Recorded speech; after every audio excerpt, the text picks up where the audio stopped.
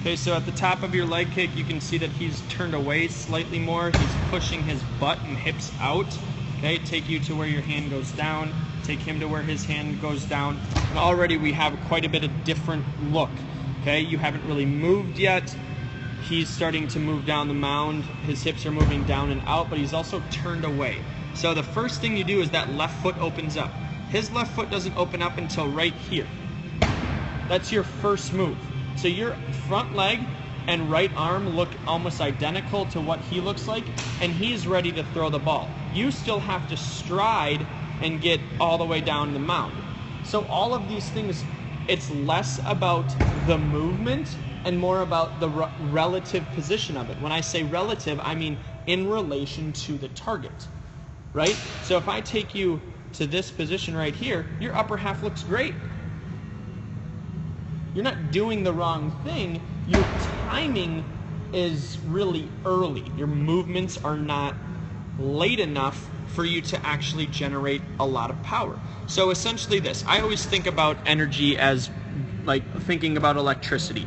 Electricity has to pass through something and it has to have time. Okay? Even though electricity is super fast, it still takes time for it to travel.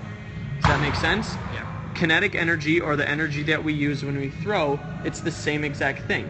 So right now, you're hitting the ground, he is hitting the ground.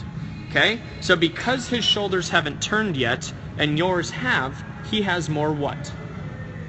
Time. He has more distance. So you could have as much energy, you could have already created as much potential as him, but you don't have enough time for it to actually get to your hand.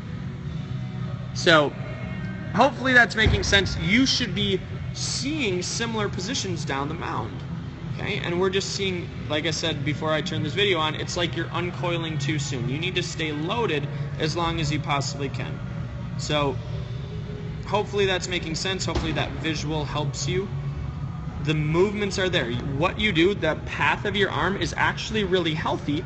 It's just not timed as well as it could be. So notice that we see him, obviously your video is actually better quality, okay, than his, but you can see his arm lay back. You actually have better external rotation than him, okay? But his arm goes into internal rotation. Obviously this is super blurry, but we can see that snapping and that turning over of his arm a lot sooner than yours. Ball comes out of your hand, and then we see those things happening. We want to see this move right in here happen when the ball is still in our hand, like we do with the better throwers. Okay.